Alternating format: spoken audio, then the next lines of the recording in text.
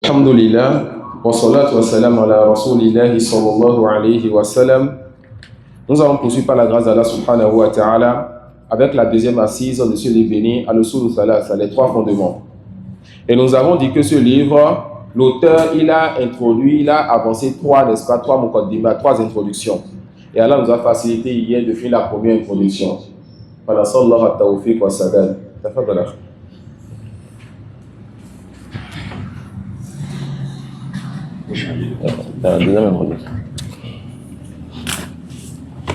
المقدمة الثانية. نعم.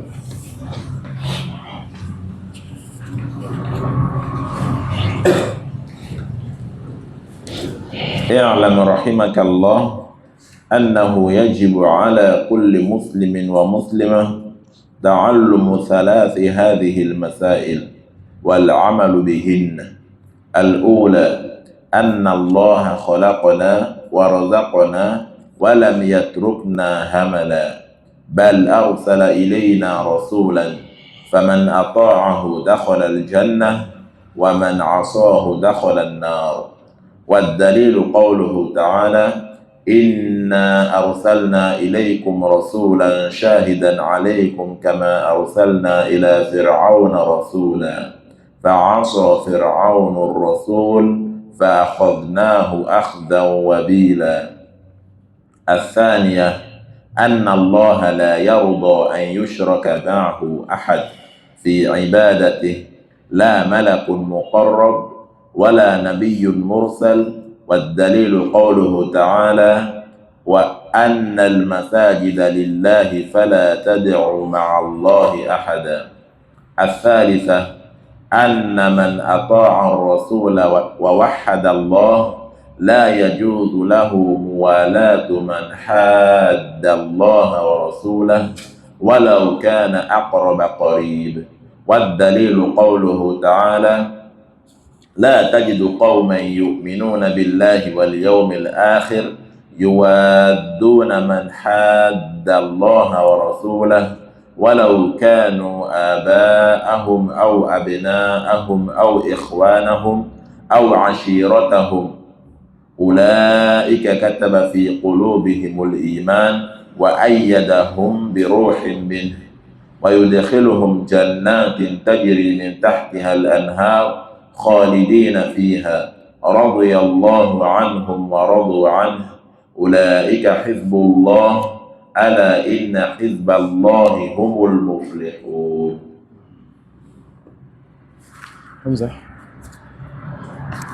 Non. Nous avons déjà fait le ta'liq, n'est-ce pas, sur cette partie hier par la grâce d'Allah. On avait dit que l'auteur, dans sa deuxième introduction, nous a dit qu'il y a trois choses importantes que nous devons connaître.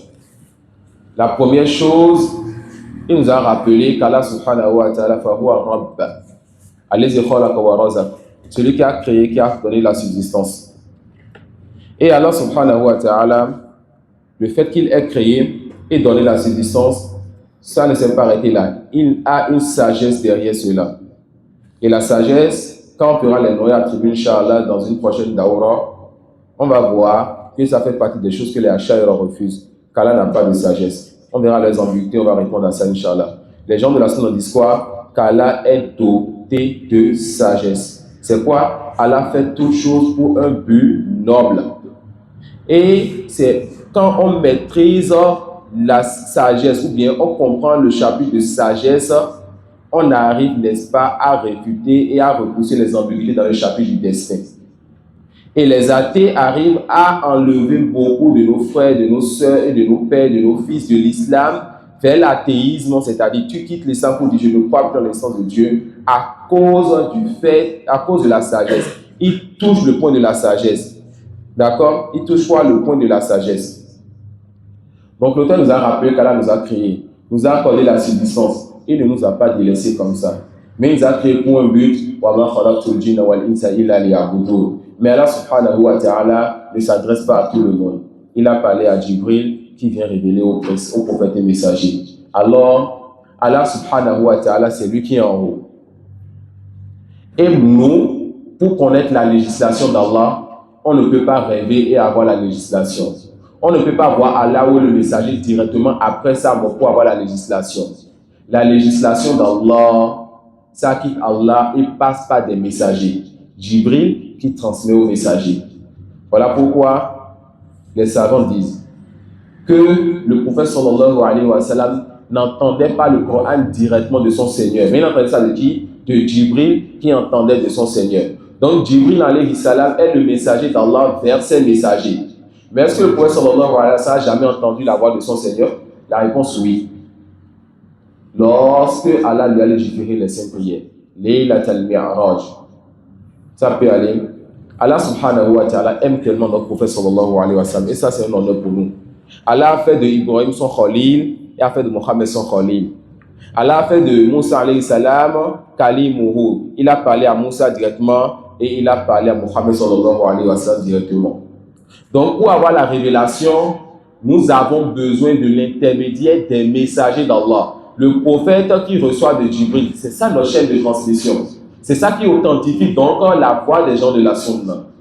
Mais toute personne qui prétend prendre directement d'Allah, comme les soufis le disent, Haddathani qalbi an rabbi.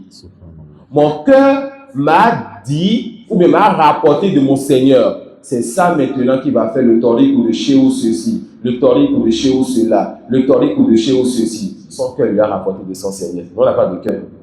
Donc, ça ne peut pas nous rapporter à nous. Nous, on n'invoque pas les serviteurs d'Allah. D'accord? Donc, on a besoin de l'intermédiaire des messagers pour avoir le message. Ensuite, quand on veut adorer Allah, quand on veut dire Seigneur, j'ai reçu ce message, on n'a plus besoin des intermédiaires. Ni Mohammed, ni Jibril. Mais on adore Allah directement. Donc, quand on quitte Allah pour nous, on a besoin d'intermédiaires. Mais quand on quitte pour nous, pour Allah, les intermédiaires sont interdits.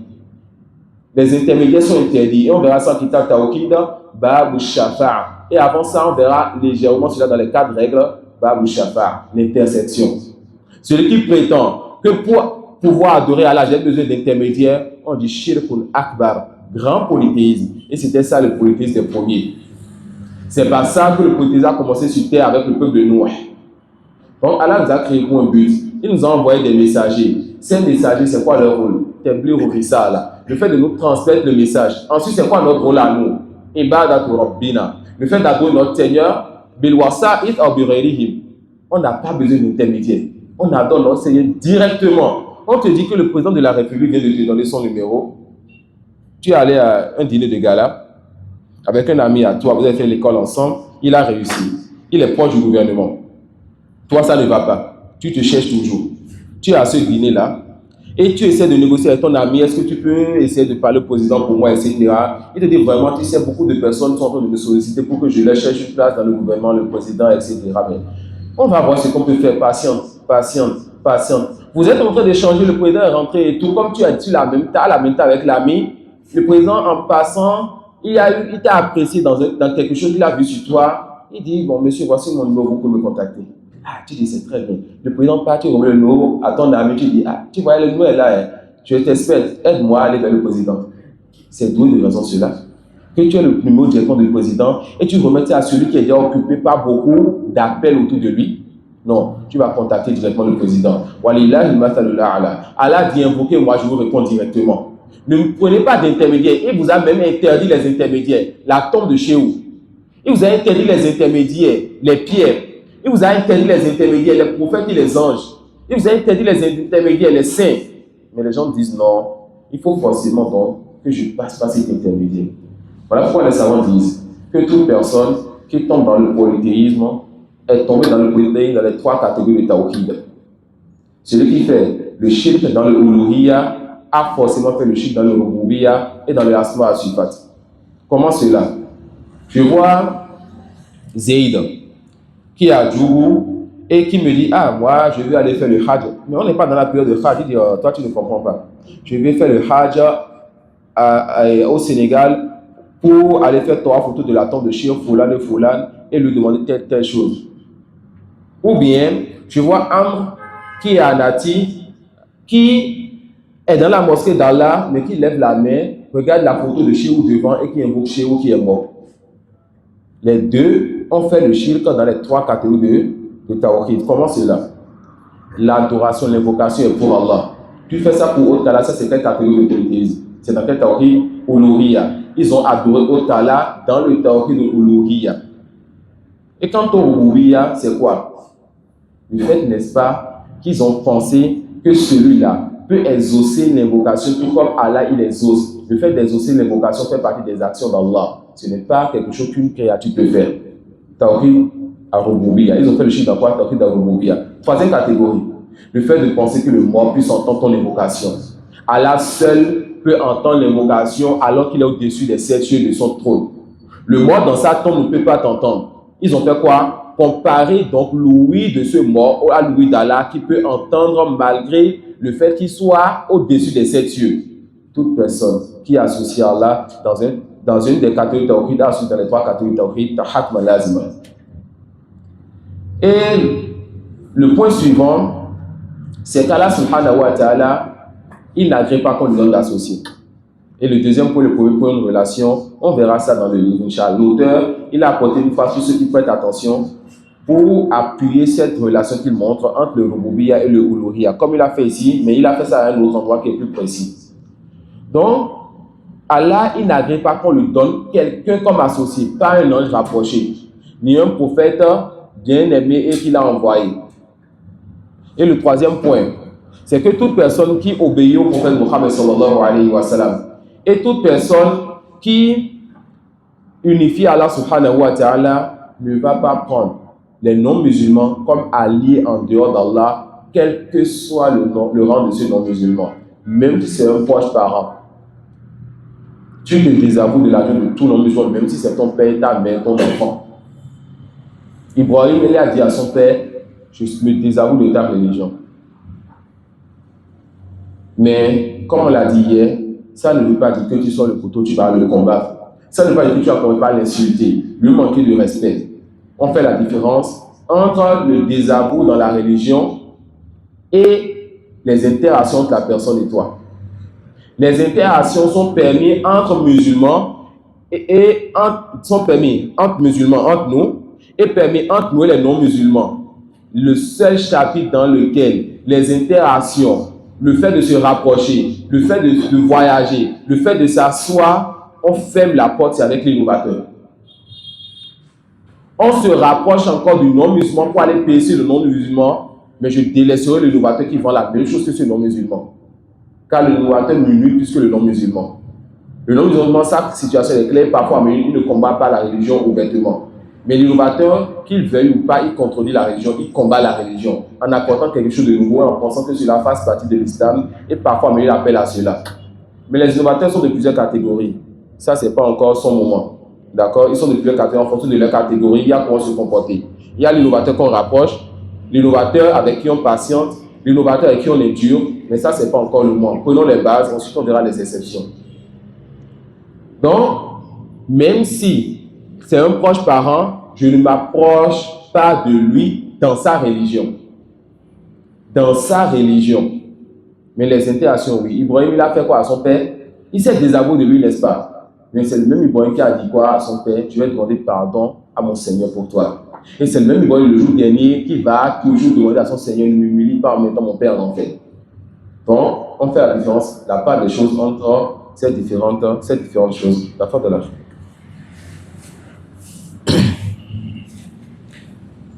Bismillahirrahmanirrahim.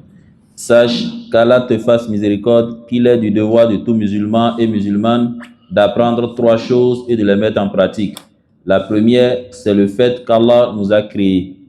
Les preuves concernant le fait qu'Allah nous a créés sont aussi bien textuelles que rationnelles. Quant aux preuves textuelles, elles sont nombreuses. Citons la parole d'Allah subhanahu wa ta'ala qui dit « C'est lui qui vous a créé d'agile, puis vous a décrété un terme, et il y a un terme fixé auprès de lui. Pourtant, vous doutez encore. De même, nous vous avons créé, puis nous vous avons donné une forme, mais aussi nous créâmes l'homme d'une argile extraite d'une boue malléable. Parmi celles-ci, il vous a créé de terre, puis vous voilà des hommes qui se dispersent dans le monde. Et sa parole, il a créé l'homme d'argile sonnante comme la poterie. Il dit aussi, Allah est le créateur de toutes choses. Allah est le créateur de toutes choses. Et ce verset, c'est ce qu'on appelle Umumun Mahfouz. Avant de rentrer dans les cours de croyance et des noms et attributs, Yani fera partie de mon habitude, une fois en passant, de dire certains sujets. Et quand on va le dire là-bas, vous aurez déjà entendu au moins une fois et vous pouvez être préparé pour le détail. Allahu khalaqa kulli shay. Allahu khaliqu kulli shay. Allah, c'est lui qui a tout créé. Hazil aya amun umumun mahfouz. Ce verset est général et rien n'est venu enlever quelque chose de ce verset. Ça veut dire que c'est Allah qui m'a créé, qui nous a créé. C'est lui qui a créé nos actions aussi. Ce verset, c'est l'une de vos preuves des frères en Allah. C'est l'une de vos preuves au Ahl Sunnah wal Jama'a, où Dieu Mu'tazila qu'Allah a créé nos actions. Et dans le chapitre du destin, on verra, Inch'Allah, pourquoi nous disons qu'Allah nous crée nos actions, Inch'Allah. Et il serait bien pour ces versets parfois de les écrire avant même de rentrer dans le chapitre. Les savants nous conseillent quand on est en train de lire, parfois tu tombes sur des versets ou des paroles de savants que tu ne risques pas de trouver quelque part. D'accord? Alors tu prends cela. Et plus l'étudiant il lit, plus il a une force, car il arrive à revenir sur une parole ou bien un verset qu'il a trouvé quelque part, le savant a expliqué dans ce livre, qui ne va même pas trouver dans le tafsir. On a fait, avant de commencer le séminaire la semaine passée, on a fait l'expression de Surat Al-Ikhlas. Ce n'est pas un tafsir, un livre de tafsir que j'ai pris pour aller enseigner ça, mais c'est un livre de science. Sharh Aqidatul Wasitiyya, un livre de croyance où le cheikh il a eu à expliquer les Qul Huwa Allahu Ahad et c'était suffisant pour faire notre conférence à Porte-Novo. Donc parfois vous allez trouver à certains endroits des choses d'une haute science. Vous écrivez ça, vous gardez ça. Non.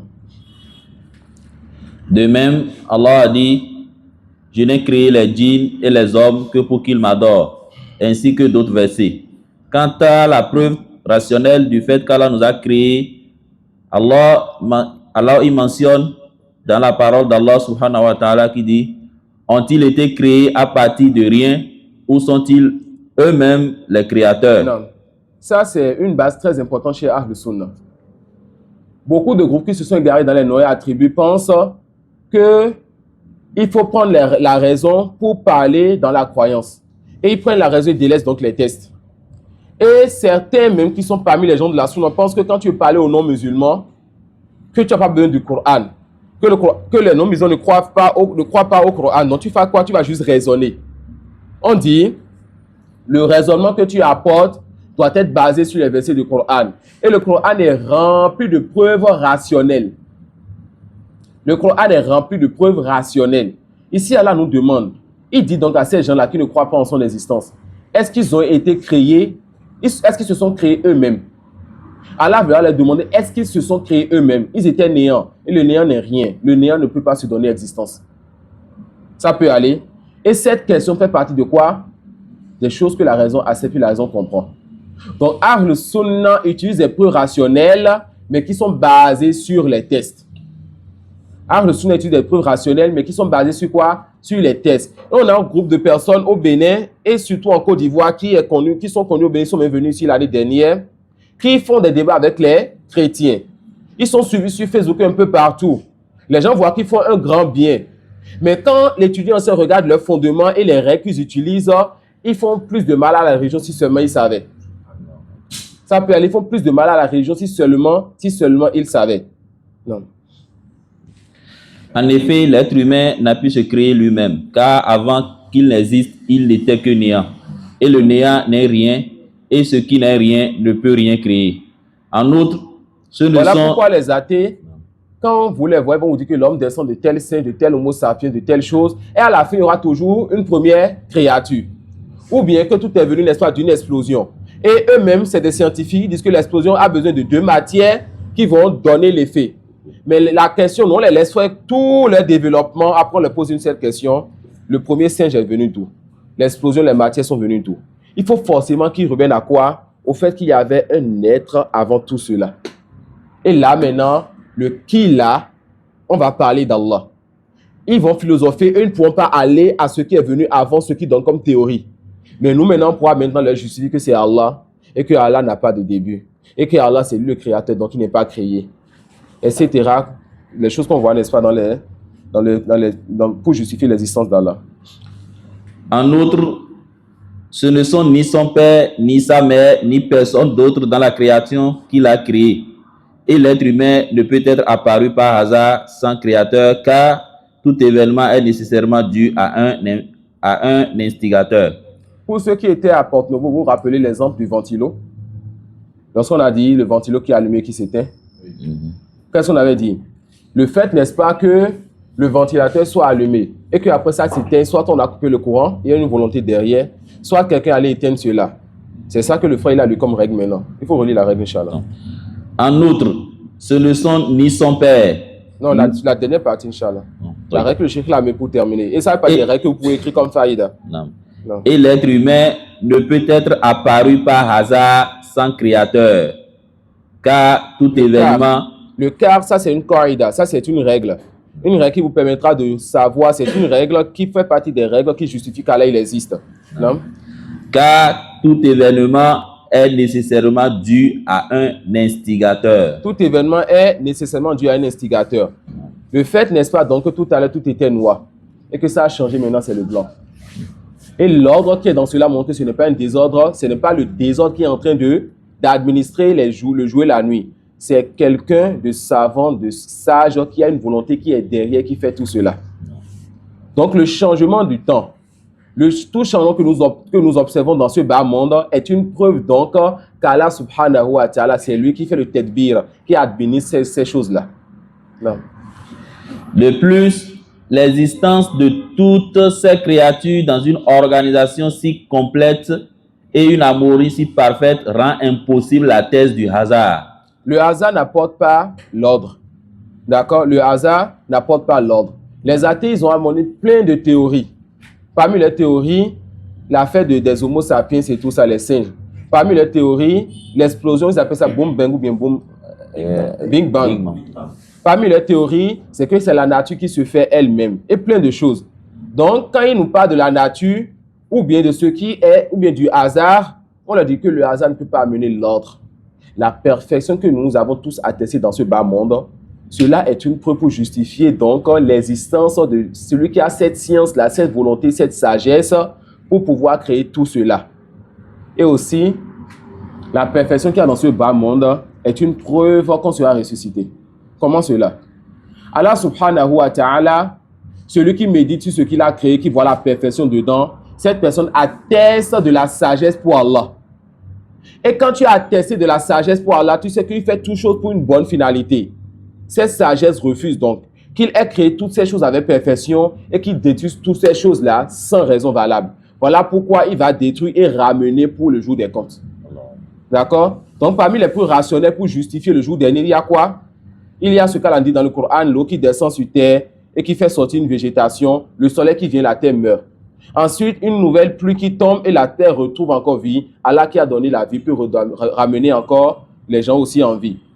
Ou bien, lorsqu'il vous dit que celui qui a créé est capable de recréer encore, des plus rationnels. Ou bien, qu'il vous dit que la création des cieux et de la terre est plus grande que la création de l'homme. Il vous montre qu'il peut vous ressusciter. Et parmi ces plus rationnels que les savants nous citent aussi, il y a quoi? La sagesse que nous avons attestée à Allah en méditant sur sa création. Ah, celui qui a créé tout cela, il a la sagesse. C'est quoi la sagesse? Il a placé chaque chose à sa place et fait tout chose pour une bonne finalité. Royatul Mahmouda. Alors, c'est impossible. Et on sait tous que les choses sont en train d'être détruites, que le monde va se... Même les athées, même les scientifiques, ils donnent des dates pour la fin du monde. Donc, le fait donc qu'on sache, musulman comme non musulman, que le monde va finir par disparaître, c'est une preuve que celui qui est doté de sagesse et qui a créé va ressusciter et ramener encore ce monde. Créons-le donc, car il va nous ramener à lui. Et c'est pour ça que je voulais qu'on ajoute au ta'aliq l'expression d'Ibn Usaymin, quand il a amené certains sujets particuliers, que quand on prête attention à ça, ça nous donne encore plus de compréhension sur le tawhid. Et Cheikh Al-Fawzan et bien d'autres aussi. Mais le truc, c'est quoi? Quelqu'un peut lire ces choses-là et ne pas remarquer. Et certains vont lire ces choses et les remarquer. Donc Allah subhanahu wa ta'ala nous compte parmi ceux qui prennent la science avec détail. Et surtout le tawhid, il faut qu'on prenne ça avec détail. On ne prend pas ça vite fait comme ça. Les Dawrat Mukassafa, ces assises-là qu'on fait en 1 mois ou en 2 mois, c'est pour prendre beaucoup de livres en peu de temps, mais pas prendre beaucoup de science. Dans chaque livre, prendre les sujets les plus importants. Mais c'est comme si on a pris peu de science en peu de temps. D'accord? Donc ne vous laissez pas tromper par ce que vous dites. Tu perds ton temps. En un mois, tu étudies ces 5 livres-là. Quand tu prends la science, en gros, ça part en gros. Non, ce n'est pas le cas. D'accord? Vous voulez étudier beaucoup de livres en peu de temps. On avait quoi hier? Chez Rasta a lancé une daura sur une semaine où il va faire les 50 premiers chapitres au moins de Riyad Salihin. C'est la méthode de nos savants. Non, t'as fait de là. En effet, une chose qui arrive par hasard n'est pas organisée à l'origine de son existence. Comment donc pourrait-elle l'être lors de sa pérennité et de son développement? Nous en déduisons donc que le Créateur est Allah l'unique, point de créateur ni de commandeur si ce n'est Allah. Allah subhanahu wa ta'ala dit, la création et le commandement n'appartiennent-ils pas qu'à lui? Tout à l'heure, quand le frère Hafizullah, il a cité donc la parole du cheikh que ce n'est pas les pères et les mères qui créent les enfants. C'est aussi une ambiguïté que les athées amènent. Que c'est les pères et les mères qui font les enfants. On a dit non. Et comme on est en train de raisonner avec eux, on dit on a des couples qui ne trouvent pas encore d'enfants, qui cherchent et qui ne trouvent pas, qui se fatiguent et qui donnent de l'argent qui ne trouvent pas. Donc ce n'est pas les parents qui donnent l'enfant, mais c'est Allah qui met l'enfant dans le ventre de la mère. Donc continuons. Et le musulman, finalement, ça justifie l'existence d'Allah, ce n'est même pas un débat chez les anciens. Parce que la saine nature accepte cela. Mais on est venu à une époque, n'est-ce pas, où la nature d'une petite partie des gens a été déviée. Et comme beaucoup de musulmans n'apprennent plus leur religion, ces ambiguïtés, quand ça vient, ça secoue le musulman. Et comme on a aussi certains musulmans qui ne veulent pas apprendre la religion comme il faut l'apprendre et qui débattent avec les non-musulmans et autres sans fondement, les musulmans voient ceux qu'ils voient comme des oussas, des alphas, mais en réalité, ils pensent apprendre la religion, mais ils n'apprennent pas la religion. Ils se cultivent et parfois, ils prennent des ambiguïtés d'où ne s'y attendent pas. Et quand l'ambiguïté des autres vient, ça rentre et ça reste. Mais quand tu prends les fondements, les ambiguïtés, tu ne les sens plus. Non. Et jamais personne n'a renié la seigneurie d'Allah subhanahu wa ta'ala si ce n'est par orgueil, comme ce fut le cas de Pharaon. Et ça, c'est une réalité. Toute personne qui renie la seigneurie ou bien l'existence d'Allah, cette personne, elle est orgueilleuse. Car c'est la chose la plus claire. Wa min awdahil umur. Le fait qu'on sache qu'on a Allah qui existe, ça fait partie des choses les plus claires. Voilà pourquoi quand Pharaon il a refusé, Moussa lui a dit que tu sais très certainement que c'est le Seigneur de moi qui m'a envoyé. D'accord? Et tout ce qui était sa situation, c'était l'orgueil. Et les athées, je vous ai dit tout à l'heure que souvent ils touchent le chapitre de la sagesse. Car les athées, le plus souvent, ils ont l'orgueil en eux. Et ils sont des gens qui sont en colère contre leur Seigneur. Ils savent que le Seigneur existe, mais ils sont en colère contre leur Seigneur à cause d'une question qui se pose. Et cette question est liée au chapitre, n'est-ce pas, de la sagesse. Je vais éviter de la poser car je ne pourrai pas avoir le temps de réfuter ça ici. Donc, à cause du mal et du problème qu'ils ont avec le chapitre du destin, ils sont quoi? Ils sont en colère contre leur Seigneur. Cette colère les a amenés à dire, je préfère me dire que tu n'existes pas. Vous comprenez maintenant? Donc l'athée est un orgueilleux en colère contre son Seigneur qui dit je préfère l'ignorer pour mieux vivre. Non. D'ailleurs, lorsque Jubair ibn Mut'im, alors qu'il était encore polythéiste, entendit le prophète sallallahu alayhi wa sallam réciter la sourate At-Tur où Allah a dit ont-ils été créés à partir de rien ou sont-ils eux les créateurs ou ont-ils créé les cieux et la terre? Mais ils n'ont plutôt aucune conviction. Possèdent-ils les trésors de ton Seigneur ou sont-ils eux les maîtres souverains? Il dit, mon cœur faillit s'envoler et ce fut la première fois que la foi pénétra dans mon cœur. Les preuves à ce sujet sont nombreuses en ce qui concerne qu'il nous accorde notre subsistance. Le Coran et la Sunna, d'un point de vue rationnel, pour ce qui est des preuves coraniques, Allah dit, en vérité, c'est Allah qui est le grand pourvoyeur, le détenteur de la force, l'inébranlable. Il dit aussi, dit, qui vous nourrit du ciel et de la terre, dit Allah, dit, quiconque vous attribue votre subsistance du ciel et de la terre, qui détient l'ouïe et la vue, et qui fait sortir le vivant du mort, et fait sortir le mort du vivant, et qui administre tout, ils diront Allah. La saine nature est sur ces choses-là que le cheikh est en train de nous citer. La saine nature est sur l'existence d'Allah. La saine nature est sur le fait qu'Allah subhanahu wa ta'ala, c'est lui qui nous a créés. Inch'Allah, au nord, on va étudier un livre là qu'on appelle Sulam l'Usul. C'est un poème de 200 vers écrit par Al-Hafiz Al-Hakami, où on va réétudier la majorité des questions de tawhid qu'on a vu ici avec plus de détails. Et là-bas, il va aborder un sujet de destin qu'on appelle le premier pacte. Un pacte qu'Allah a pris de nous alors qu'on était encore au sein de notre père Adam. Et ce pacte-là, ça nous amène tous à accepter la vérité ou à vouloir la vérité, sauf celui dont les parents changeaient, n'est-ce pas, de cette nature en faisant d'eux des juifs, des chrétiens ou des adorateurs du feu. En vérité, le prophète sallallahu alayhi wa sallam, pour ce qui est de la sunna, on trouve la parole du prophète décrivant le fœtus. Et une histoire pour montrer un peu, les savants ils disent Al-fitratu ghallaba. Al-fitratu ghallaba. Même si parfois ta saine nature elle est dérangée, parfois ça prend encore le dessus. Et Ibn Okoy, n'est-ce pas, il a eu à expliquer certains versets du Coran qui sont des masal, qui sont des versets qu'Allah il a envoyés pour qu'on médite dessus. Et ces versets sont venus montrer la réalité de la saine nature.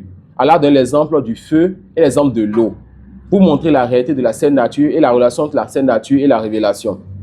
Une histoire qui s'est passée chez Al-Islam Taymiyyah. Et ça va vous montrer un peu quand vous dit que les innovateurs sont de plusieurs catégories. Ibn Taymiyyah, il y avait, n'est-ce pas, un grand Ash'ari à son époque. Ibn Taymiyyah a réfuté les Ash'aira. Et il a réfuté. Mais un jour, Ibn Taymiyyah n'a pas rejeté Muqtadi, etc. Ça, là, ça vient son temps. Comment se comporter envers les innovateurs en fonction de leur catégorie. Car quand tu ne parles pas de ça dans l'assise qu'il faut, avec le détail qu'il faut, on peut avoir une mauvaise soupçon de toi quand on ne comprend pas la parole que tu dis. Donc, Ibn Taymiyyah apporte la personne vient et a besoin de Ibn Taymiyyah pour quelque chose. Ibn Taymiyyah, rahimahullah ta'ala, volontairement néglige la personne. Et la personne est un Ash'ari. Parmi les croyances des Ash'aira, le fait qu'ils pensent qu'Allah subhanahu wa ta'ala ne soit pas au ciel. Et qu'on n'a même pas le droit de dire Allah il est au ciel. On n'a même pas le droit de poser la question que le prophète sallallahu alayhi wa sallam a posée. Ayn Allah, où est Allah? Chez eux c'est interdit. Donc pour eux Allah n'est pas, n'est-ce pas, il n'est pas au ciel. Cette personne vient voir Ibn Taymiyyah. Il reste avec Ibn Taymiyyah, il patiente. Il patiente. Et quand ça le dépasse, du fait que le cheikh ne lui donne pas de l'importance, il lève donc la tête vers le ciel et il invoque son Seigneur à cause de la situation dans laquelle il se trouve. Et là maintenant au cheikh de le regarder pour dire viens. Qu'est-ce qui t'a amené à regarder vers le ciel quand tu as voulu appeler ton Seigneur? Al-fitratu ghallaba. La sainte nature a pris le dessus sur lui. Et à cette personne de dire astaghfirullah pour revenir sur sa mauvaise croyance. Mais là, le cheikh, par la grâce d'Allah, a ouvert derrière son cœur, elle a ramené à sa sainte nature, il l'a fait asseoir et maintenant a commencé par lire les versets sur lui, à lui expliquer les versets qui montrent qu'Allah il est au ciel, etc. Jusqu'à ce que cette personne se répande et revienne par la grâce d'Allah. D'accord? Et les gens de la Sunna, c'est comme ça, ils sont. Notre dureté envers les innovateurs, c'est une miséricorde pour eux. Cheikh Al-Albani, rahimahullah ta'ala, dans Silsilatul Huda wa Nur, dans plusieurs audios sur YouTube, vous montre qu'il y avait des gens, des Khawariji, des Haddadi, qui le détestaient. Certains carrément le faisaient son tekfir. Disaient que Cheikh Al-Albani c'était un mécréant. Ils le délaissaient et ne priaient pas derrière lui. Et il dit que certains parmi eux, après 10 ans, après 12 ans, tu les vois maintenant autour de lui ou bien on priait derrière lui. D'accord? Donc les gens de la Sunna, on a, n'est-ce pas, de la compassion pour toute personne qui est dans l'erreur. Mais cette compassion, c'est avec sagesse. On peut être doux envers la personne, comme on peut être dur envers la personne. C'est en fonction du remède qui sera bénéfique donc à cette personne. Pour ce qui est de la sunna, on trouve la parole du prophète sallallahu alayhi wa sallam décrivant le fœtus auquel un ange est envoyé. Cet ange a pour ordre d'écrire la subsistance de ce nouvel être humain, le moment de sa mort, ses actes et son bonheur ou son malheur. Quant à la cour rationnelle, il s'agit de savoir que nous ne pouvons vivre qu'en mangeant et en buvant. Or, la nourriture et la boisson ont été créées par Allah, comme il le dit lui-même. Voyez-vous donc ce que vous labourez? Est-ce vous qui le cultivez ou en sommes-nous les cultivateurs? Si nous voulions, nous le réduirons en débris et vous ne cesserez pas de vous étonner et de crier. Nous voilà endettés. Ou plutôt exposés aux privations. Voyez-vous donc l'eau que vous buvez? Est-ce vous qui l'avez fait descendre du nuage ou sommes-nous celui qui l'a fait descendre? Si nous voulions, nous la rendions salée. Pourquoi n'êtes-vous donc pas reconnaissants? Ainsi, ce verset stipule explicitement que notre existence, que ce soit la nourriture ou la boisson, vient d'Allah. Vous voulez voir encore comment la sainte nature peut jouer avec donc, le serviteur d'Allah? Les mécréants de Quraysh et les mécréants parmi les Arabes avant, Et ce n'est pas le cas aujourd'hui, comme on le verra dans les cadres règles, Inch'Allah. Quand ils étaient en tranquillité, en sérénité, ils adoraient plusieurs divinités. Mais quand ils étaient, n'est-ce pas, dans les navires, dans les bateaux, et qu'il y a les vagues, il y a le vent, et qu'ils craignent pour leur vie, là, la saine nature prend le dessus. Ils oublient toutes leurs divinités et ils adorent le Seigneur des mondes. Contrairement au soufi aujourd'hui. Le soufi qui a son chéhou dans sa mosquée, qui lui dit, quand tu es dans une difficulté, appelle-moi. Le soufi qui a son chéhou pour lui dire, quand tu es dans un problème, n'invoque pas Allah. Car il y a beaucoup de personnes qui invoquent déjà Allah. Mais demande à moi et je vais te secourir.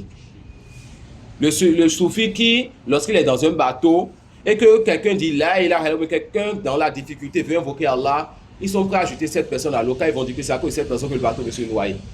Pour eux, il faut invoquer chez ceci. Il faut que chez ceci nous aide. Et parmi les choses aussi qui montrent la scène nature à notre époque, et ça c'est une remarque que moi j'ai faite, et vous pouvez me contredire sur cela, c'est que le chrétien passe sa vie à invoquer, appeler qui? Le fils d'Allah, selon eux, Isa ibn Maryam. Mais quand Allah les éprouve, c'est quoi la parole qui sort de la bouche du chrétien? C'est j'ai fait quoi pour mériter ceci? Et je ne pense pas que dans ce cas, il est en train de parler de Jésus comme Seigneur. Mais là, la Sainte Nature lui a rappelé que c'est le Créateur des mondes qui a tout décrété.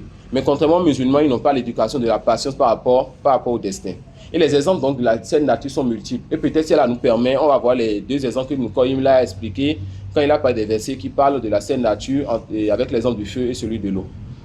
Inch'Allah. Quant au fait qu'Allah ne nous a pas laissé sans but, ceci est une réalité au sujet de laquelle il existe des preuves textuelles et rationnelles aussi.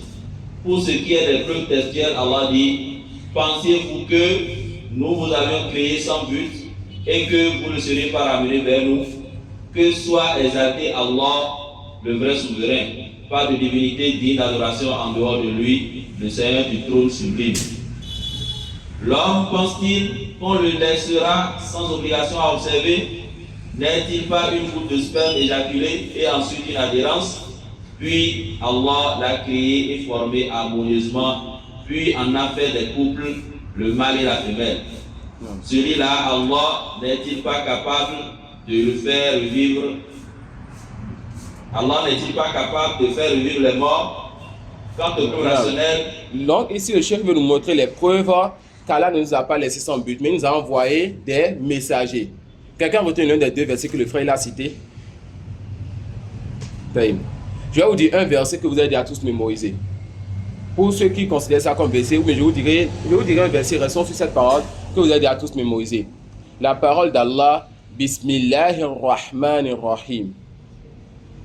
Ça, c'est une preuve qu'Allah nous a créé. Il ne nous a pas laissé sans but, mais il nous a envoyé, n'est-ce pas, des messagers. Ibn Qayyim, il vous fait comprendre que dans ce verset, il y a deux noms d'Allah, Ar-Rahman, Ar-Rahim, qu'on a vu hier, qui comportent l'attribut de Rahma, la miséricorde. Et la miséricorde est connue. Rentre donc dans la miséricorde d'Allah, qu'Allah nous accorde la subsistance. Le fait qu'Allah soit miséricordieux envers nous, il nous accorde, n'est-ce pas, les vêtements pour la fraîcheur et de quoi être en chaleur. Il nous accorde de quoi nous allons survivre. Et rentre donc dans cette miséricorde qu'Allah subhanahu wa ta'ala nous envoie des messagers pour nous enseigner cette religion dont nous avons besoin. Donc, la miséricorde d'Allah, ou bien le verset Bismillahirrahmanirrahim est une preuve de la miséricorde d'Allah. Et la miséricorde d'Allah englobe toutes choses. Dans toutes ces choses, il y a les plus importantes qui est cette religion. Et quand quelque chose est important, Allah nous facilite cette chose-là. Entre l'eau et l'oxygène, lequel est plus important? L'oxygène. C'est plus facile d'obtenir que l'eau. Entre l'eau et la nourriture, qu'est-ce qui est plus important? L'eau. On obtient ça le plus souvent. Et c'est comme ça pour toutes choses. Et notre tawhid, qui nous mettra la baraka dans nos biens, dans notre vie ici, qui nous fera rentrer au paradis, est plus important que toutes choses. Voilà pourquoi les versets du tawhid sont les versets les plus clairs dans les tests. Les tests du tawhid sont les tests les plus clairs dans les tests. Donc toute personne qui prétend lire le Coran dans une langue qu'elle comprend et qui nous dit que cette personne n'a pas vu le tawhid dans le Coran, cette personne n'a pas lu le Coran. Et on a un groupe de personnes, comme on le verra au nom, Inch'Allah, quand on va étudier le mantra dans le livre Ajubatul Mufida. C'est un groupe de personnes qui détestent le tawhid et les livres de tawhid. Et qui disent même que les livres de tawhid devaient être brûlés et jetés. Ce qu'on appelle les sururiyoun et bien d'autres. Non. Quant aux preuves rationnelles, nous pouvons dire que la création des hommes afin qu'ils vivent puis jouissent de ce bas monde tel que des animaux qui puis meurent sans résurrection ni jugement est une chose qui ne convient pas à la sagesse d'Allah, mais il s'agit plutôt d'une absurdité totale. Le cheikh a fait quoi ici? Il parle à des gens qui ont déjà confirmé qu'Allah il est doté de sagesse, qu'Allah fait toute chose pour une sagesse. Donc pour cette sagesse, Allah ne peut pas créer l'homme qui va vivre et mourir comme les animaux. D'accord? Allah ne va pas créer l'homme qui va vivre et mourir comme les animaux et rien après cela. Mais Allah, Fahu al-Hakim. Al-Hakim bi ma'na Zul Hikma. Le nom d'Allah, Al-Hakim, ça a trois sens. Zul Hikma, Al-Hakim et Al-Muhkim. Zul Hikma, Al-Hakim et Al-Muhkim. Zul Hikma, c'est lui qui est doté de sagesse. Il place chaque chose à sa place. Al-Hakim, c'est lui, n'est-ce pas, qui juge et qui donne le jugement dans toutes choses, grand comme petit. Et le jugement est de deux types. Ça là, alhamdulillah, on a un livre sur les noms attributs qui viendra au nom, Inch'Allah. Al-Muhkim, c'est lui qui parfait toutes choses. Donc, fait partie des sens du nom d'Allah, Al-Hakim, Zul Hikma. Et la Hikma, la sagesse, c'est placer chaque chose à sa place. On a des preuves rationnelles et des preuves textuelles pour justifier qu'Allah, il a la sagesse. Et quand maintenant on a cette confirmation, on dit quoi? Quand il nous a créé, il ne nous a pas créé, il nous a donné la puissance pour nous délaisser comme ça, sans but. Non. Et il n'est pas possible qu'Allah conçoive la création, lui envoie des prophètes et nous permette de combattre ceux qui sont en opposition et en divergence avec les messagers sur eux le salut. Prêtez attention, les gens disent que l'islam se propage avec le sang. On dit oui et non. Est-ce que le djihad est permis dans notre religion? Oui. Est-ce que c'est terminé? La réponse, non. Mais est-ce que les gens font le djihad actuellement? Non. Le djihad a des conditions. Et quand les conditions ne sont pas réunies, ce n'est pas permis. Et nous faisons la différence entre tuer et combattre. Les terroristes tuent. Mais les musulmans, les gens de la sunna, quand le djihad est légiféré, ne tuent pas les gens, mais ils combattent les gens. Voilà pourquoi lors d'une guerre, quand un compagnon avait levé l'épée sur un non-musulman, et le non-musulman a dit La ilaha illallah, mais malgré ça, le compagnon l'a tué. Le prophète sallallahu alayhi wa sallam s'est désavoué de son compagnon. Est-ce que tu as ouvert son cœur pour voir ce que La ilaha illallah a fait dans son cœur? Et le compagnon a souhaité ne s'être pas converti à l'islam avant ce jour-là, pour espérer se convertir après et que ce péché lui soit pardonné. Donc, les textes ne vous diront pas Kota lahum, mais ils vous diront Kota lahum. Les textes ne vous diront pas les tuer, mais vous diront les combattre. Les combattre jusqu'à ce qu'ils viennent à l'islam. Et cela à ces conditions. Comme notre cheikh l'a dit la veille de l'assise, que le djihad est de deux types. Le djihad avec les armes et le djihad avec la langue. Le djihad avec les armes ne vient pas à tout moment. Ça à ces conditions. Et si quelqu'un nous dit que vous les musulmans pas de djihad, vous êtes des terroristes, on le dit. Le djihad c'est tout simplement quand tu es un dirigeant musulman qui a l'armée musulmane qui défend le pays ou bien qui combat d'autres pays. Ça c'est interdit. Qu'on ait un gouvernement et que le gouverneur ait son armée et que l'armée défende son pays et que l'armée cherche à conquérir d'autres terres. La réponse non. C'est ça le djihad. C'est à cause des khawarij, des terroristes que le mot djihad fait peur maintenant. Mais les gens de la sunna, quand quelque chose est légiféré et qu'on a ajouté du faux à ça, on enlève le faux, on garde la chose. On ne va pas délaisser le mot djihad parce que les autres sont en train de faire du mal avec ce mot. Mais on va garder le mot là et donner la bonne compréhension aux gens. On va garder le mot là et donner la bonne compréhension aux gens. Et c'est ça la méthodologie de nos savants. Et le prophète sallallahu alayhi wa sallam a dit à ses compagnons, quand tu vois ton frère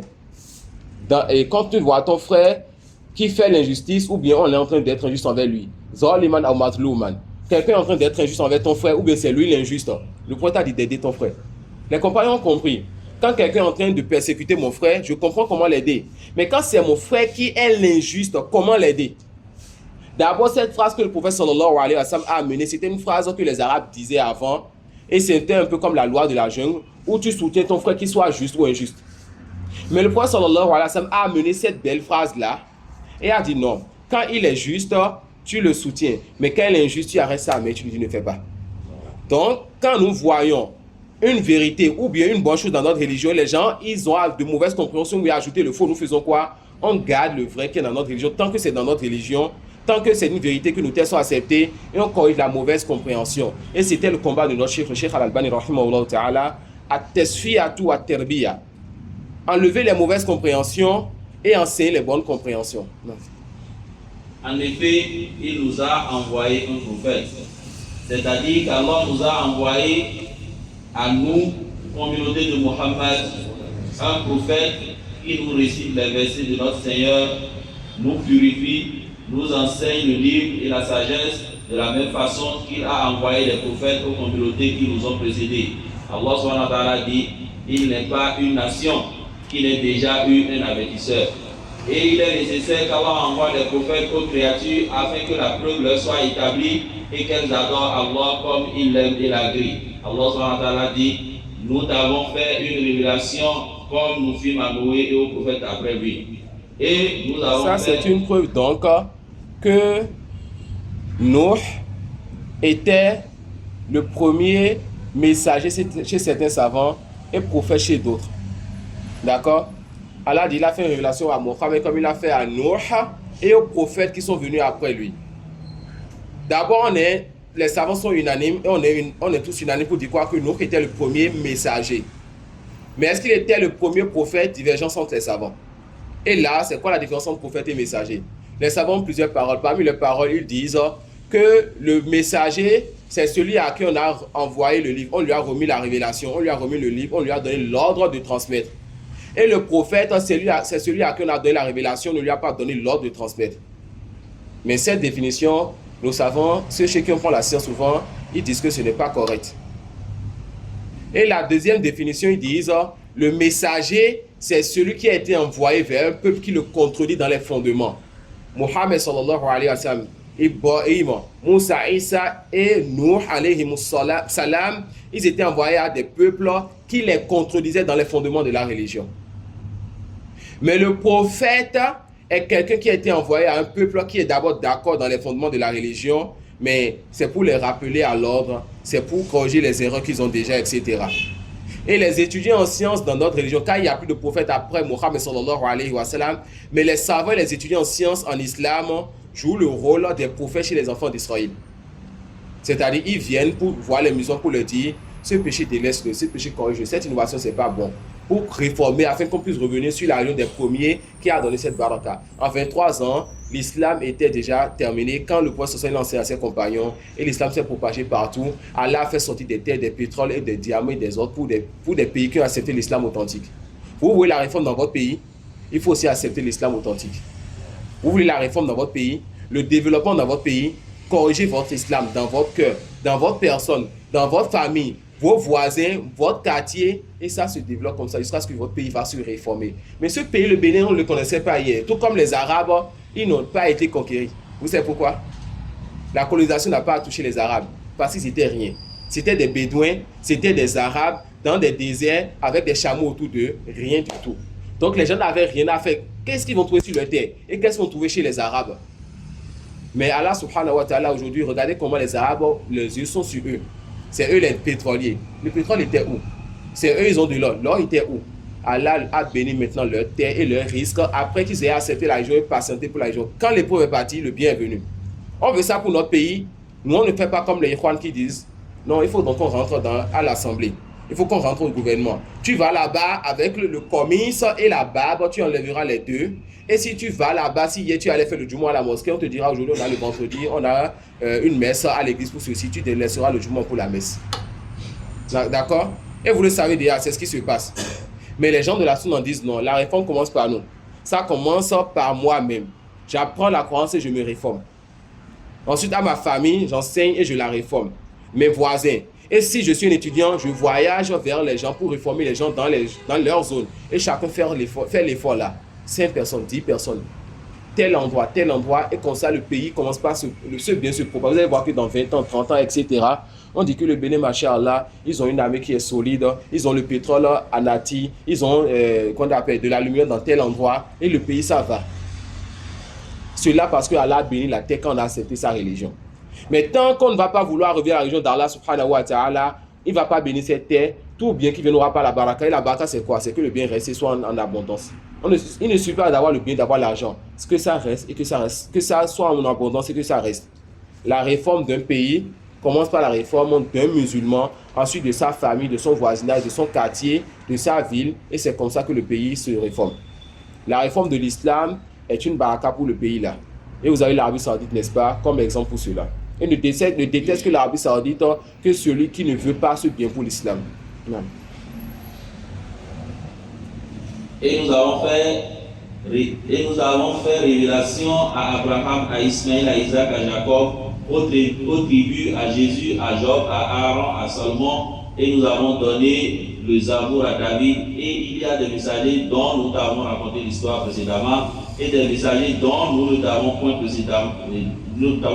raconté l'histoire.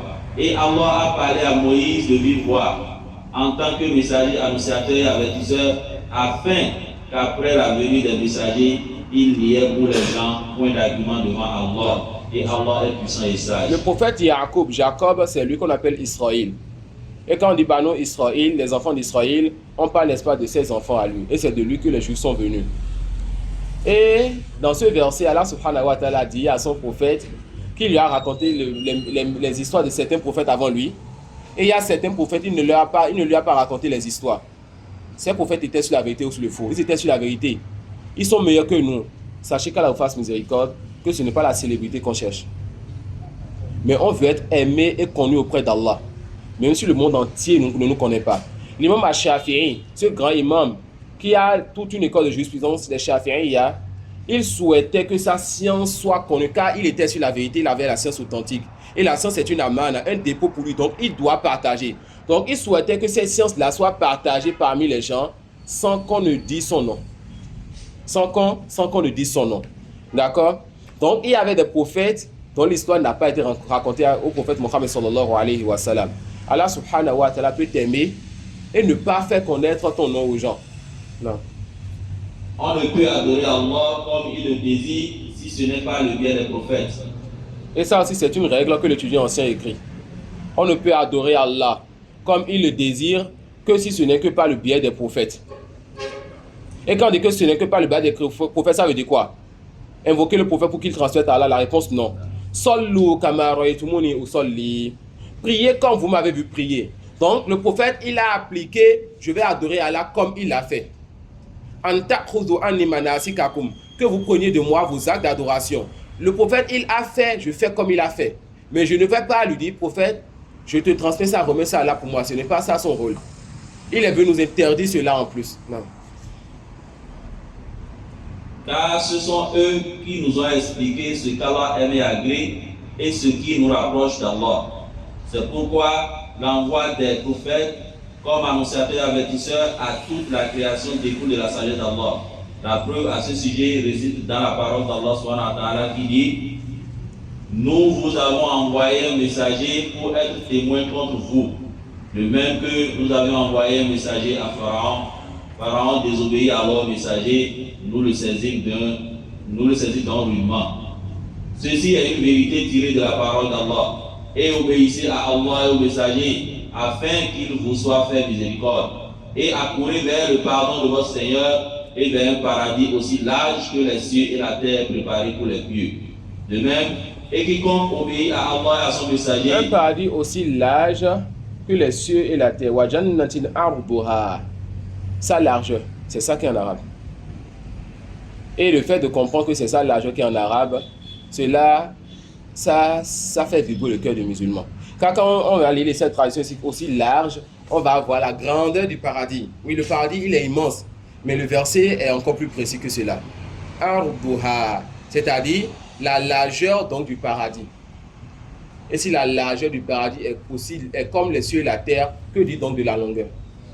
Vous voyez l'importance donc de ce mot en arabe. Si la largeur du paradis est comme les cieux et la terre, que dit donc de la longueur du paradis? Qu'Allah nous compte parmi les gens du paradis. Amen. De même, et quiconque obéit à Allah et à son messager, il le fera entrer dans les jardins sous lesquels coulent les ruisseaux, où il demeurait éternellement, et voilà la grande réussite. Mais aussi, et quiconque obéit à Allah et à son messager, et craint Allah et le redoute, alors voilà ceux qui récoltent le succès. Il dit aussi, quiconque obéit à Allah et au messager, ceux-là seront avec ceux qu'Allah a confiés de ses bienfaits, les prophètes, les véridiques, les martyrs, les vertueux, et quelle excellente compagnie que celle-là. Et enfin, quiconque obéit à Allah. On appelle ça tafsir. Ça, c'est le fait de faire le tafsir d'un verset par un verset. C'est la meilleure façon de faire le tafsir. Le tafsir a plusieurs façons. Tu expliques le verset par un autre verset. Et ça, c'était, n'est-ce pas, ce que le cheikh Al-Amin Ashanqiti, il a fait dans son livre Beni Adwa ul Bayan. L'explication des versets par les versets. Et il y a aussi le fait, n'est-ce pas, d'expliquer les versets par les hadiths. Il y a le fait d'expliquer les versets par les paroles des compagnons. Il y a le fait d'expliquer les versets par, n'est-ce pas, la langue arabe. Et voilà les façons de faire le tafsir. Ce verset qui est venu, ça explique, n'est-ce pas, Surat Al-Fatiha. Qui peut me dire ce que ça explique dedans? Vous pouvez relire le verset. Je lis en arabe d'abord, Inch'Allah. Et vous lisez la traduction, Inch'Allah. وَمَنْ يُطِعِ اللَّهَ وَالرَّسُولَ فَأُولَٰئِكَ مَعَ الَّذِينَ أَنْعَمَ اللَّهُ عَلَيْهِم مِّنَ النَّبِيِّينَ وَالصِّدِّيقِينَ وَالشُّهَدَاءِ وَالصَّالِحِينَ وَحَسُنَ أُولَٰئِكَ رَفِيقًا. Vous pouvez lire cette traduction, Inch'Allah. Quiconque obéit à Allah et aux messagers, ceux-là seront avec ceux qu'Allah a comblés de ses bienfaits, les prophètes, les véridiques, les martyrs et les vertueux, et quelle excellente compagnie que celle-ci. Abdul Haq. On demande à Allah de nous guider sur le droit chemin. Quel chemin? Le chemin de ceux qu'il a comblés de bienfaits. Les voici.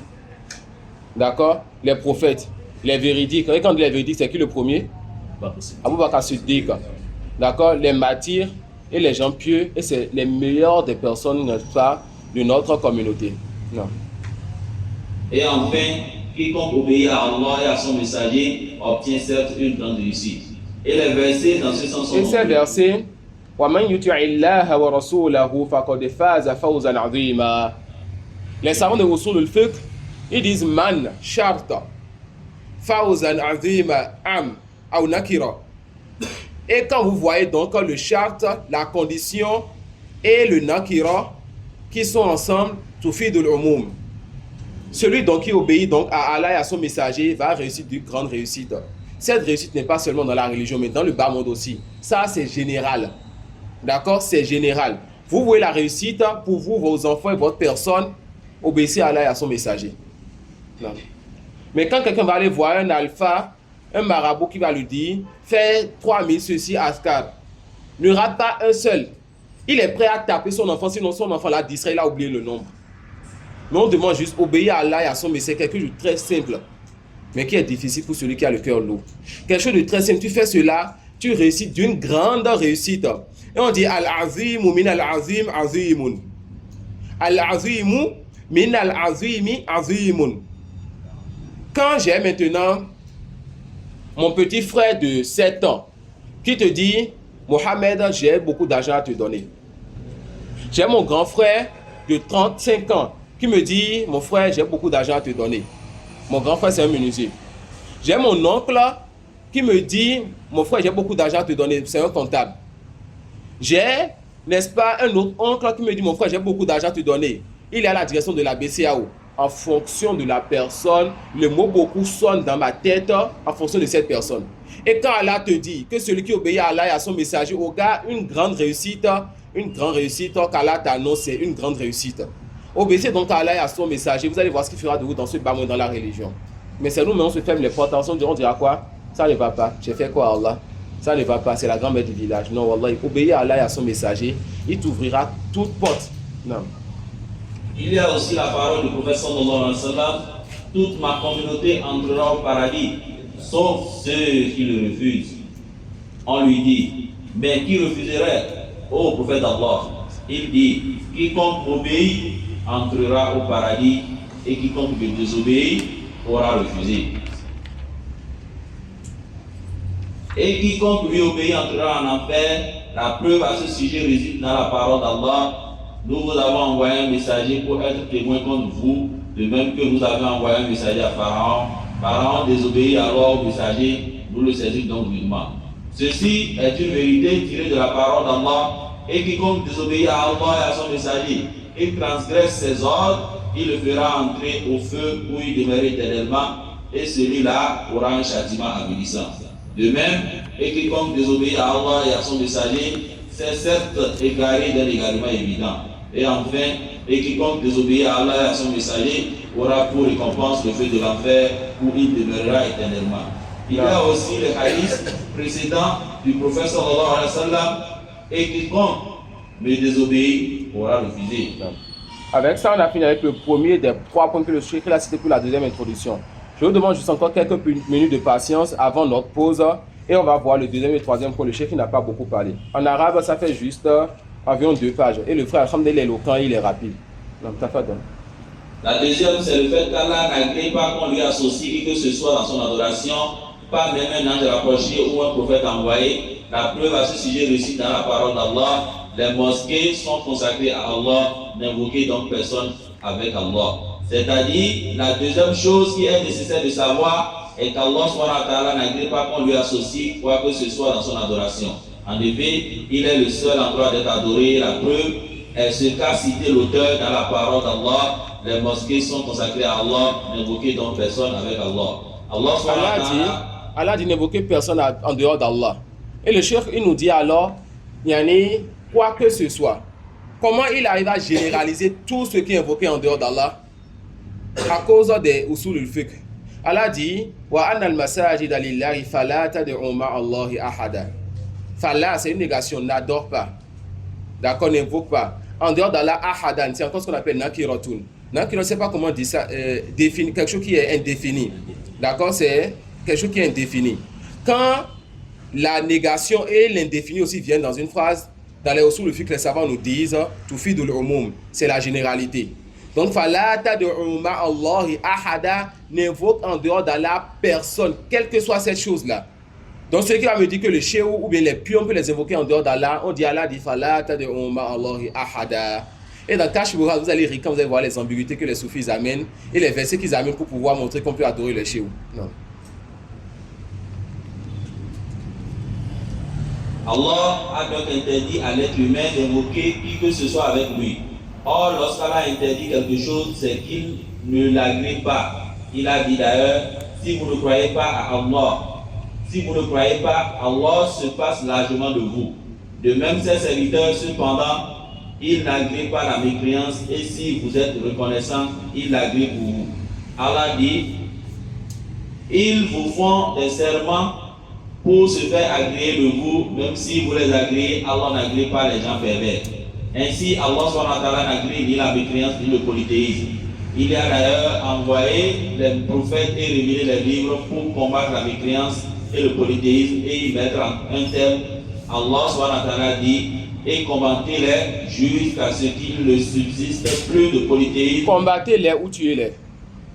Combattez-les. Les terroristes tuent les gens de la Sunna, les textes vont demander de les combattre, mais attention, quand les conditions sont réunies. C'est quoi ces conditions? On a un gouverneur musulman qui a son armée. Ce n'est pas 10, 20, 30, 100 personnes dans une grotte cachées quelque part qui vont sortir pour dire on est des djihadistes, on va aller combattre les non-musulmans ou les musulmans qui sont rendus mécréants. Eux ne combattent pas, ils vont tuer. Mais qu'est-ce que nous on fait? Combattez-les. Et encore, Allah a mis une limite au combat. Donc quand le jusqu'à là vient, vous arrêtez de combattre. Celui qui va combattre après le jusqu'à, cette personne aura désobéi à son Seigneur. Et le prophète sallallahu alayhi wa sallam, les musulmans se désavouent de cette personne. Et si elle a une foi dans le cœur, elle va aussi regretter avoir dépassé le jusqu'à, comme le compagnon avait regretté. Vous faites la nuance donc entre les gens de la Sunna et les terroristes, car très vite, on nous a assimilés à eux, car les gens, chaque fois qu'ils voient comment ils vont taire notre da'wah, ils se précipitent vers ces portes-là. Et l'une des choses par lesquelles ils nous touchent, c'est le fait de nous dire qu'on est des extrémistes. D'accord? Et ceux qui s'asseyent à nos cours, ça c'est ce que nous enseignons. Non. Et combattez-les jusqu'à ce qu'il ne subsiste plus de polythéisme et que la religion soit entièrement à Allah. Par conséquent, si Allah n'agrée pas la mécréance et le polythéisme, il est alors du devoir du croyant de ne pas les agréer. En effet, la satisfaction et la colère du croyant doivent être en conformité avec la satisfaction d'Allah et sa colère. C'est ce qu'on a appelé al-wala ou al-bara, l'alliance et le désaveu. J'aime ce qu'Allah aime et les gens qu'Allah aime. Je déteste ce qu'Allah déteste et les gens qu'Allah déteste. Cela résulte de la parole la ilaha illallah. Aucune divinité ne mérite l'adoration en dehors d'Allah. Donc tout ce qui est adoré en dehors d'Allah, je déteste car Allah il déteste. Et tous ceux qui adorent ces choses-là, je les déteste car Allah les déteste. Mais on a déjà vu la différence entre le fait de détester leur religion et les interactions avec eux, à l'exception de l'innovateur. Le croyant se met donc en colère pour ce qui provoque la colère d'Allah et est satisfait par ce qui satisfait Allah. En outre, si Allah n'agrée point la mécréance et le polythéisme, il ne convient pas aux croyants de les agréer.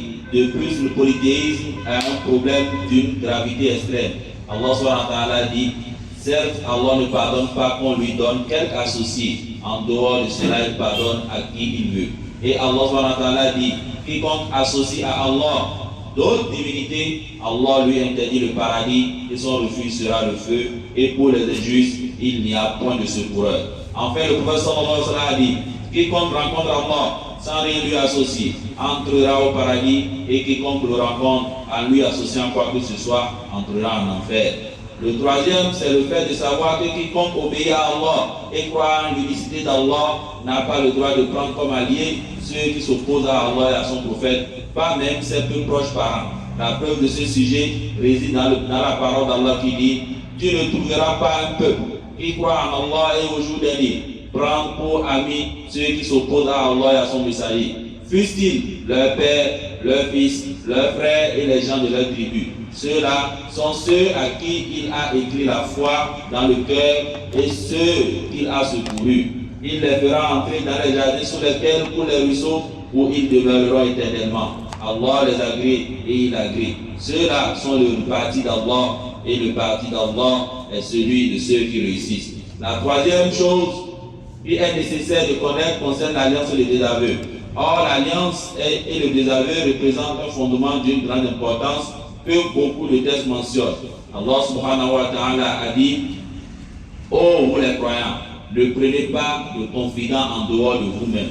Ils ne failliront pas à vous bouleverser. Allah subhanahu wa ta'ala dit: ô vous les croyants, ne prenez pas pour alliés les juifs et les chrétiens.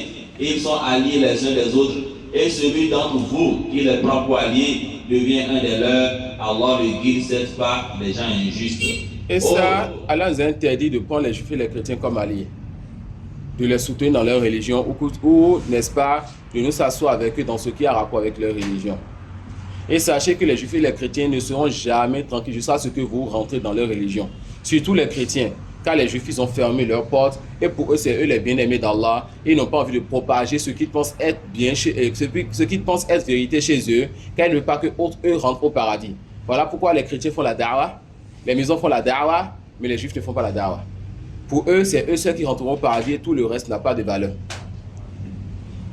Allah dit aussi: ô les croyants, n'adoptez pas pour aller ceux qui prennent en raillerie et jouent votre religion, parmi ceux à qui le livre fut donné avant vous et parmi les mécréants, et craignez Allah si vous êtes croyants. Allah subhanahu wa ta'ala dit: ô vous qui croyez, ne prenez pas pour alliés vos pères et vos frères s'ils préfèrent la mécréance à la foi. Et quiconque parmi vous les prend pour alliés, ceux-là sont les injustes. Ces versets qui disent allié, allié, faites la différence entre l'allié, c'est-à-dire l'alliance dans la religion, et les interactions. Faites la différence entre l'interaction, c'est-à-dire acheter et vendre avec la personne, même si elle n'est pas de ma famille. Ou bien être bienfaisant envers mes parents. Mes parents, s'ils sont non musulmans, je les déteste pour leur polythéisme, pour leur mécréance, pour leur religion, mais j'ai l'obligation d'être bienfaisant envers eux, j'ai l'interdiction de couper le lien avec eux. Non.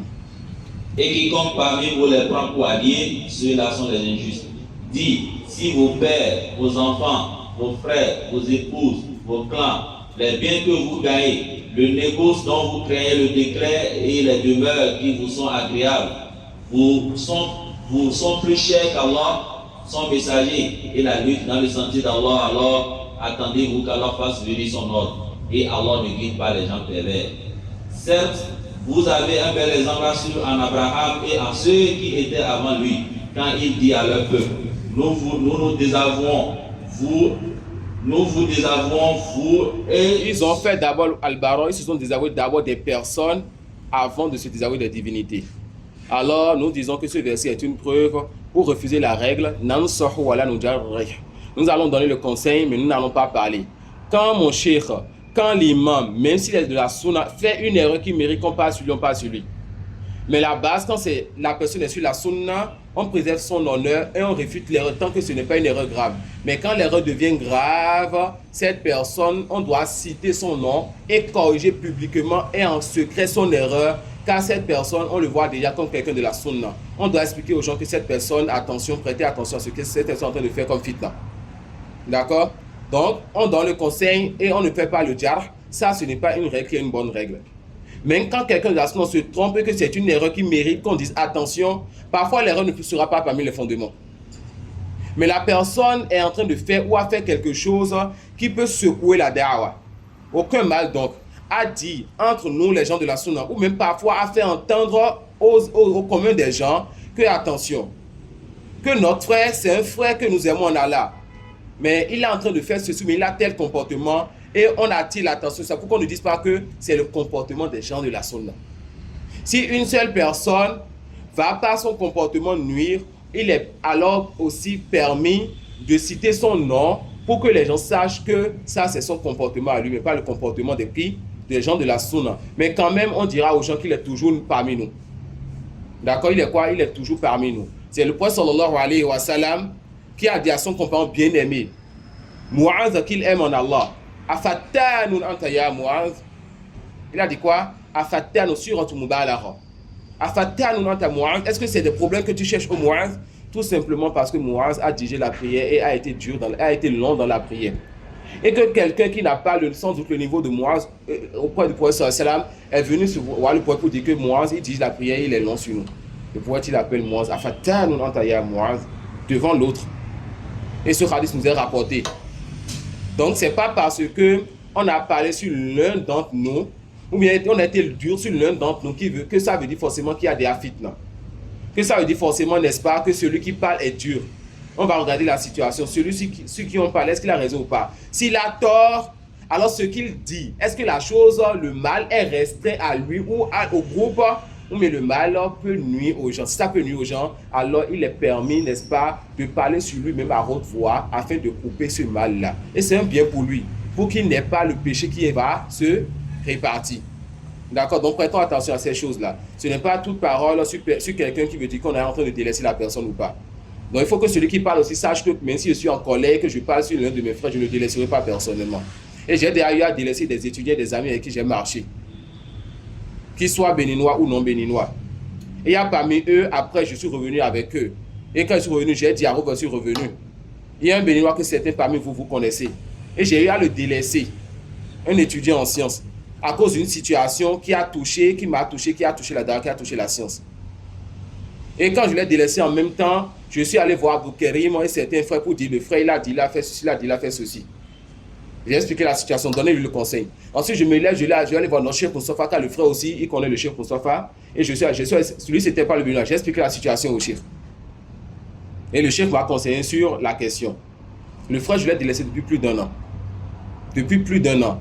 Et à cause de la situation entre ce frère et moi, j'ai eu à délaisser aussi un autre béninois à cause de cette situation. Des gens m'ont conseillé comme le Sénégalais qui devait venir ici. Mais quand j'ai vu moi, là, ce qui se passait, j'ai questionné des étudiants comme des grands frères et posé la situation à un chef et j'ai pas vu quelqu'un qui m'a dit que tu es en tort et que tu ne dois pas réagir comme ça. J'ai pris ma position alors que je dis à tout le monde, quand je suis en public et que le nom des frères là sont cités, je ne fais que parler de bien en eux. Je ne fais que parler d'eux en bien.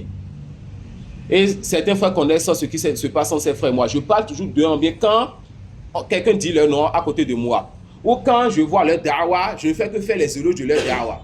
Même si ce qui s'est passé entre nous, ça touche un peu la religion, ou bien ça a touché la religion. Mais c'est quelque chose qui est beaucoup plus entre nous. Et c'est des acronymes. Il y a une règle entre les savants. C'est une règle qui est une base, mais qui a ses exceptions. Kalamul akron yutwa wala yurwa. Entre nous sommes des confrères. On étudie ensemble. La parole qu'il y aura entre le frère et moi, mais s'il y a du bruit, des insultes, etc., ces paroles, on ne les rapporte pas.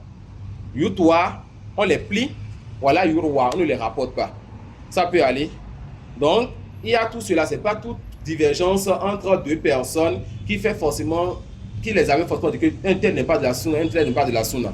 Et souvent, quand il y a cette situation entre deux étudiants, fait pas de la sagesse de ne pas propager ça parmi les gens. Car les autres ne comprendront peut-être pas, ils vont prendre des positions. Et peut-être il y aura de mauvaises personnes qui vont commencer à tirer l'un d'entre vous. Ah, ceci. Et toi, à cause de ta faiblesse de foi, ou bien parce que tu es un homme, tu vas maintenant quitter le cadre, n'est-ce pas, de cette fitna qui devais je vous amener à corriger vos comportements pour une fitna de dawa et vous diviser en deux groupes, des suiveurs et tout. D'accord? Et avec Internet aujourd'hui, il y a des situations comme ça entre nos prédicateurs, les étudiants et les savants qui devaient rester entre eux, mais Internet a publié et le monde en a parlé et c'est difficile maintenant d'éteindre le feu. Donc, les questions de fitan, d'erreur et tout, il y a beaucoup de paroles dedans. Non. Certes, vous avez un bel exemple à suivre en Abraham et en ceux qui étaient avant lui, avec lui, pardon. quand il dit à leur peuple, nous vous désavouons, vous et ceux que vous adorez en dehors d'Allah. Nous vous réunions entre vous et nous, l'inimité et la haine sont à jamais déclarées jusqu'à ce que vous croyez en Allah seul. De plus, prendre comme alliés ceux qui s'opposent à Allah et les accommoder indique que la foi en Allah et à son prophète est faible dans le cœur de cette personne. En effet, il n'est pas concevable d'aimer quelque chose qui est l'ennemi de celui qu'on aime, qui est Allah. Prendre les mécréants comme alliés consiste à les secourir et à les aider dans leurs mécréances et leurs égarements. Donc le chef vient de vous définir ce qu'il appelait depuis allié. Écrivez ça comme définition. Prendre les mécréants comme alliés, c'est très important pour ne pas mélanger entre l'alliance, quand ça vient dans les textes, et le fait, n'est-ce pas, de faire des interactions avec les gens. Le prophète sallallahu alayhi wa sallam, il s'est désavoué des juifs à Médine, n'est-ce pas? Mais il achetait, il vendait. Il achetait, il vendait avec eux. Non. Il avait même un voisin juif, comme c'est vu dans les textes. Prendre les mécréants comme alliés consiste à les secourir et les aider dans leurs mécréances et leurs égarements. Donc chaque fois que vous allez voir les textes qui vous disent ne les prenez pas comme alliés, voici la compréhension qu'il faut avoir. Voilà pourquoi quand on va dire maintenant le verset descend aux musulmans, il ne faut pas dire joyeux Noël aux gens. Nous on a appliqué quoi? Les textes qui nous ont dit de ne pas les prendre comme alliés. Vous avez compris? Donc les prendre comme alliés, c'est les prendre comme alliés dans leur religion. Donc prendre les mécréants comme alliés consiste à les secourir et les aider dans leurs mécréances et leurs égarements. Quant au fait de les prendre pour amis, c'est agir envers eux d'une façon telle qu'elle ne pourra qu'engendrer de l'amour pour eux. On voit ainsi des gens qui cherchent à se lier d'amitié avec les mécréants pour... Donc on ne les prend pas. Non, on ne les prend pas comme alliés, c'est-à-dire on ne les secoue pas dans la religion. On ne les prend pas pour amis aussi. Ça veut dire quoi, prendre pour amis? C'est tisser une sorte de relation qui va m'amener à avoir de l'amour pour cette personne qui n'est pas de ma famille. Si elle n'est pas de ma famille et qu'elle n'est pas une chrétienne pudique que j'ai épousée, alors je dois éviter les relations qui vont amener à faire quoi? À avoir de l'amour donc pour cette personne qui adore autre qu'Allah. D'accord? Donc on a le fait de prendre pour allié, le fait de prendre pour ami et le fait et les interactions. Les deux premiers sont interdits. Les interactions, c'est permis. D'accord? Donc je dirais par exemple, quand j'ai des personnes qui sont non musulmans, qui ne sont pas de ma famille, je ne vais pas dire, ah, je vais aller rendre visite à tel ami Lionel. Mais je dirais quoi? À tel camarade ou à telle connaissance. Car nous ne prenons pas les mécréants comme alliés ni comme amis. Mais ils sont des connaissances, des camarades, des gens avec qui on peut se soir, manger, boire, faire des interactions. Vous comprenez la nuance en ces choses-là? Or, sans aucun doute, cela s'oppose. Et tant qu'on ne va pas avoir la tête haute et comprendre ces points-là de notre religion, on ne pourra pas partager l'islam authentique. Pourquoi tout le monde veut suivre l'Europe aujourd'hui? Nous savons dire souvent que c'est parce que les gens ont donné de l'estime à l'Europe. Quand une star porte un style de vêtements, nos jeunes et nos enfants veulent porter ça. Style de coiffure veulent porter. Hier, on insultait nos frères qui avaient la barbe. On se moquait d'eux. On insultait nos frères qui coupaient les pantalons. On se moquait d'eux. Aujourd'hui, quand Messi ou bien Cristiano laisse la barbe, c'est la nouvelle sunna des jeunes. Quand on va voir une star, c'est pas couper le pantalon comme nous on a fait, on nous insultait de villageois. C'est parce que tu n'as pas l'argent et plein de choses. Aujourd'hui, quand on va voir un jeune qui a porté ça dehors, fille comme garçon, c'est la mode. Ça peut aller. Pourquoi? Parce que l'Europe a levé la tête et on leur donne de l'estime. Donc, aux gens de la sunna, si vous levez aussi la tête et vous montrez haut et fort ce que vous êtes et vous n'avez rien chez vous qui fait honte, les gens aussi vont vouloir vous copier. Ça peut aller. Quand tu lèves la tête et que tu montres que tu as quelque chose de valeur, les gens vont vouloir te copier. Ne te néglige pas quand tu as la vérité. Non. Il est donc du devoir du croyant de considérer comme ennemis ceux qui s'opposent à Allah et à son prophète. Seraient-ce ses proches parents, de les détester et de s'en éloigner. Cependant, cela n'empêche pas de les conseiller et de les appeler à la vérité. Non. Et dans plus de détails, le cheikh, comme bien d'autres savants, nous parle des mu'amalat, c'est-à-dire des interactions à avoir avec eux. Et je pense que la lecture est terminée, n'est-ce pas? Wa jazakumullahu khairan wa subhanaka wa bihamdik. Ashhadu an la ilaha illa anta astaghfiruka wa atubu ilayk. Inch'Allah, on se laisse 15 minutes de pause aujourd'hui. Non. Parce que la jurisprudence, j'aimerais besoin qu'on soit un peu en éveil, car c'est aujourd'hui qu'on veut commencer le livre. Et c'est un livre qui a besoin de concentration et de détails. C'est ça qu'on doit faire.